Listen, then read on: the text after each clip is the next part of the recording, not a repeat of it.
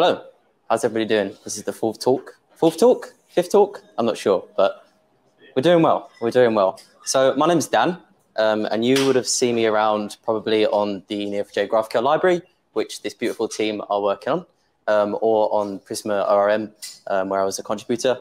You might have seen me around in Southeast Asia or various conferences with CJS, and now I work at my own company providing consultant services called Rocket Connect. And you're going to learn all a little bit more about what I'm up to throughout this talk. So today I'm going to be talking to you about GraphQL Observability. So the term observability, does anybody know what that means, or has anybody worked in observability before? Just give us a hands up. Okay, so not many people, so you're in the right place, which is great. And so the agenda of this talk today is, first, I'm going to teach you a little bit and go over what is observability. And then we're going to learn about OpenTelemetry. So OpenTelemetry is a specification that's built on top of observability. We're going to look into some tracing. And then finally, I'm going to showcase you a tool that I've been building called GraphQL Debugger. So at the end of this talk, the agenda is to turn a GraphQL query like this, which we're asking for patience and documents. Some of my ex-colleagues here will remember this query. We want to be able to turn this into something that looks a little bit like this, which is called a trace. And so here we can see that the whole query took 400 milliseconds, the documents took 200 milliseconds, and then the images took 100 milliseconds as well. So in about 10, 15 minutes, we're going to turn GraphQL query into this as well. So observability, when shit hits the fan, right, and your server's gone down completely, local or production, what's everybody doing? JavaScript developers, TypeScript developers, anybody? What do you do when something crashes? I'm going to call Dan. You're going to call me? That's a good idea. Just restart it, yeah? It's over and over again until it works. Just turn it on and off again, on and off again, yeah. Does anybody log? Does anybody console log? Debug? You log? You log to Twitter? You just pipe your output to Twitter, yeah. Anybody help me? Just pipe in it. So we have logs, right? So this is one part of observability. So you might put logs in your server that might be logging the HTTP requests or the headers or something like that. And you can pass these logs and you can look into your API and see what's going on. It's not the best solution, but it is a solution that is out there and you can use it. Next up, you have metrics.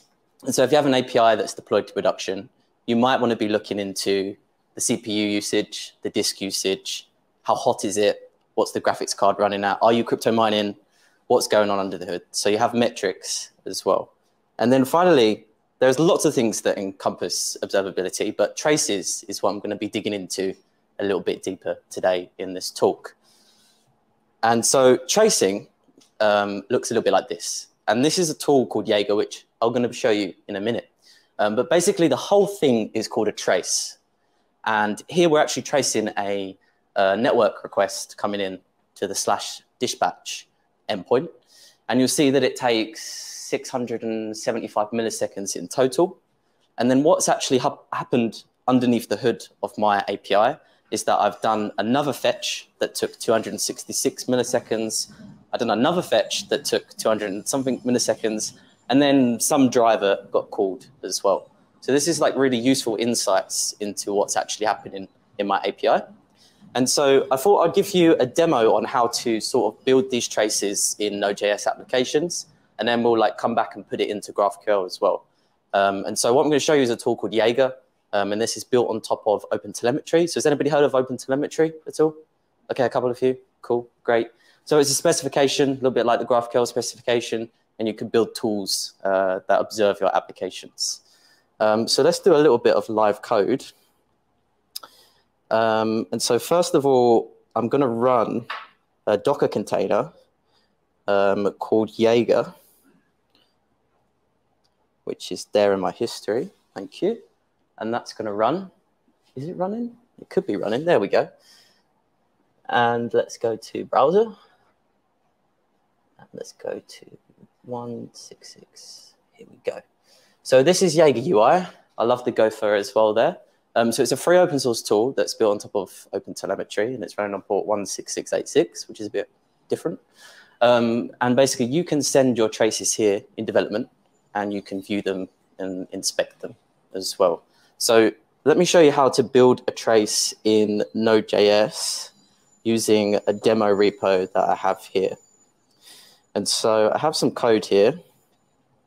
And basically what it does is it starts a single span called span1, and then it ends it. And I have a sleep tool as well here. So let me just make this async and then await sleep a second. And so now if I run that, I have some tools at the top here called setup hotel, which basically connects my local machine to my local Jaeger instance. So the traces get exported. And I'm just building one trace with a second delay. So if I run this with npx,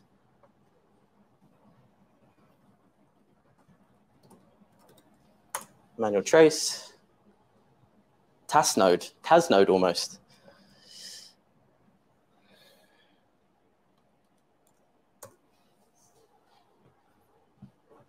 Okay, so it's done. And if I go back to Jaeger and refresh this now, you'll see that I have one service called GraphQL Hotel.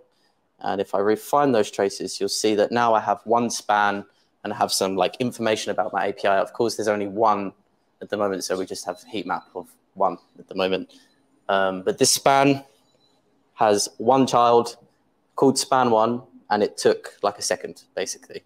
And so in your API, you have, this could represent, for example, a network request, but then inside your API, you'd be doing like database calls or fetches to other services. And so this is where you want to start nesting your spans so you can drill down and see what's actually happening. And so I'll just give you a quick demo of that in Node.js as well first. And so I can basically just copy this. And inside here, I can make a child. So I'll just call this span2. And I'll say that this is a child.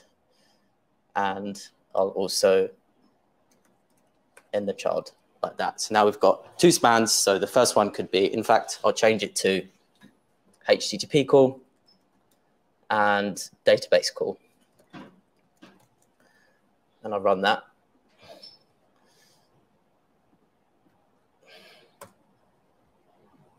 Oh, oops.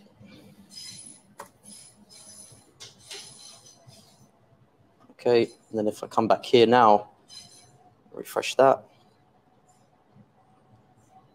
you'll see that now I have another trace in there which has two subspans. And now you can start to drill down a little bit deeper into what's actually happening.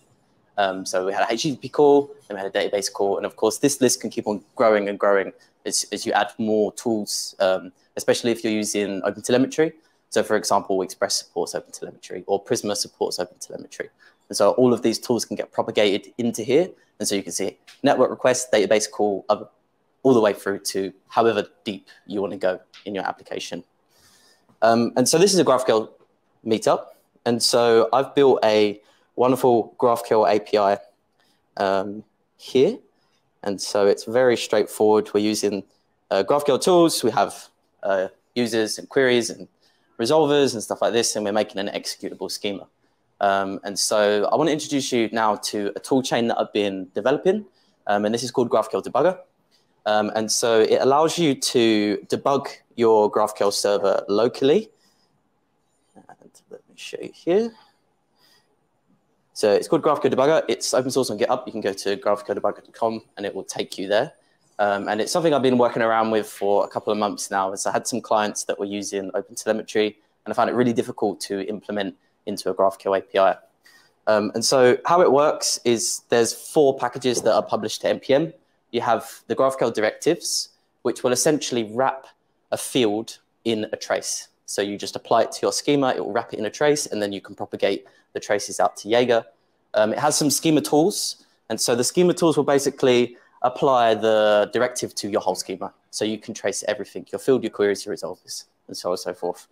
And then finally, at the end of this talk, I will show you the alpha of a UI that I've been building for GraphQL Debugger.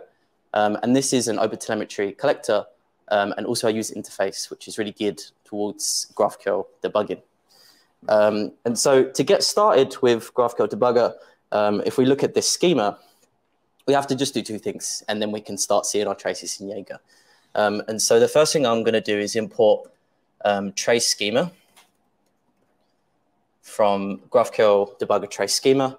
And then there's also this context thing that I need to inject into my GraphQL context as well to get it all to work. So there it is. And so I'm going to change my schema here to be of type trace schema. I'm going to put the schema in there. So now it's applied the trace directive to every single field in my schema. And then finally, I'm just going to inject the GraphQL OTel context into my resolver, into my context, sorry. What is it called? That one.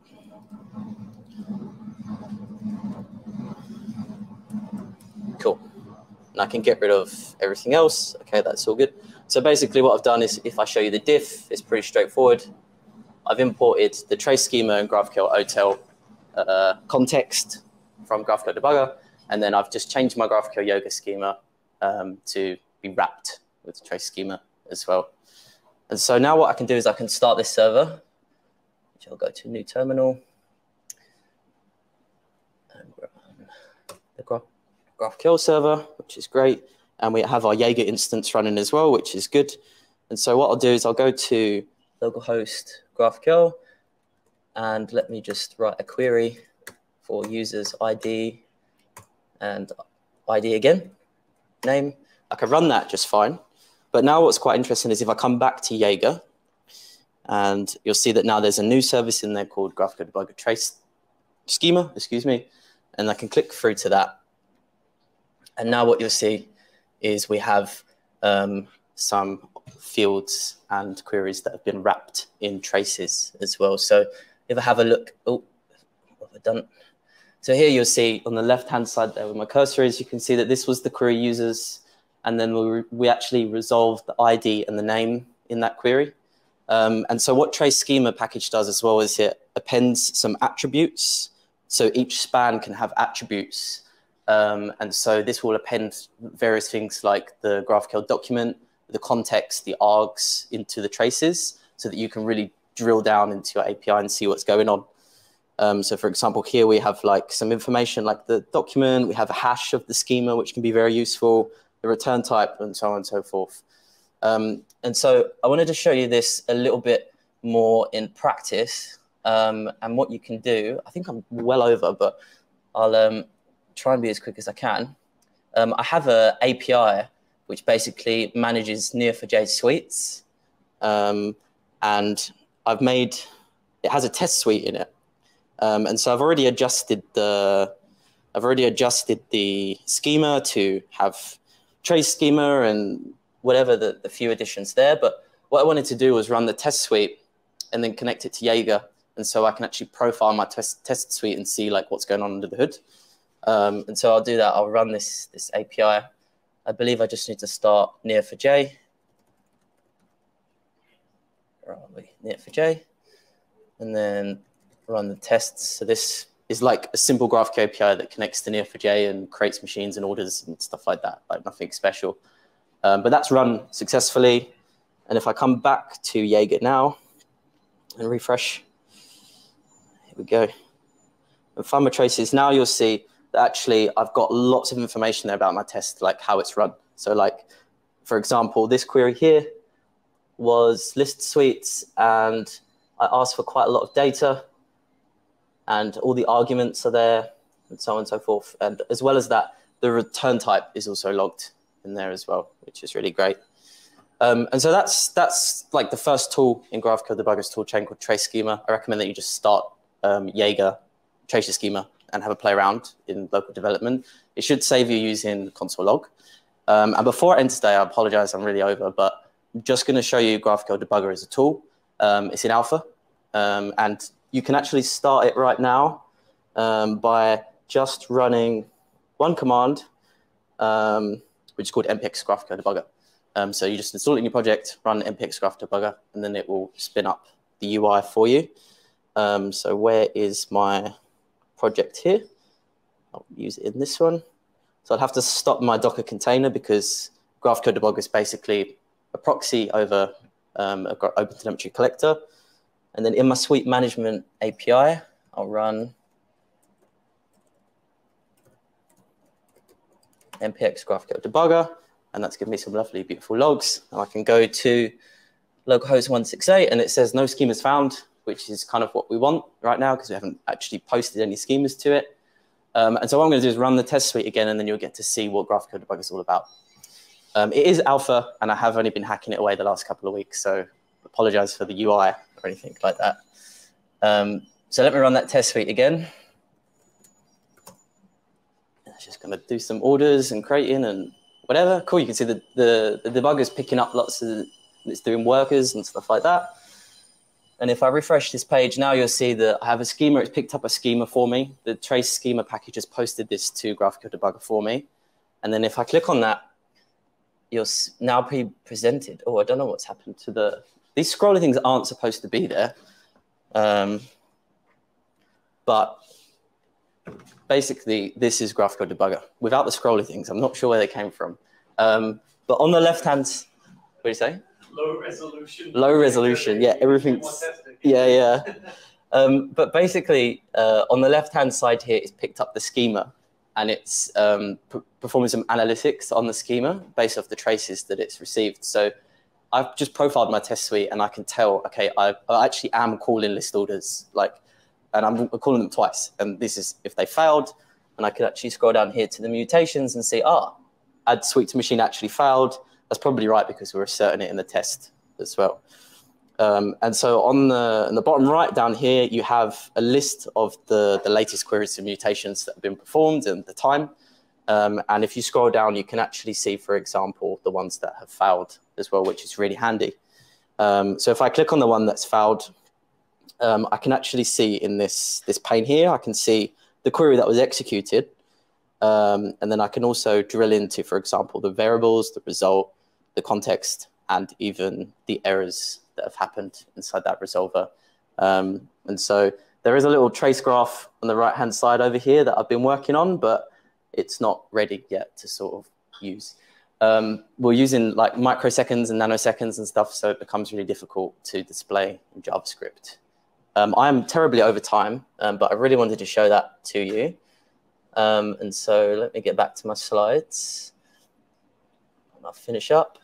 And so the recap, the roadmap. So we have like time problems with GraphQL debugger. We're using JavaScript, and like a lot of resolvers are really quick. And so it's quite difficult to display the times. Of course, the trace viewer needs like a lot of work to make it look like a little bit like Jaeger. And then there's these very other things as well that I want to do to the project to make it like a really good tool for debugging. And so if you're interested, just go to graphqldebugger.com and you can like the project. And thank you very much for your time.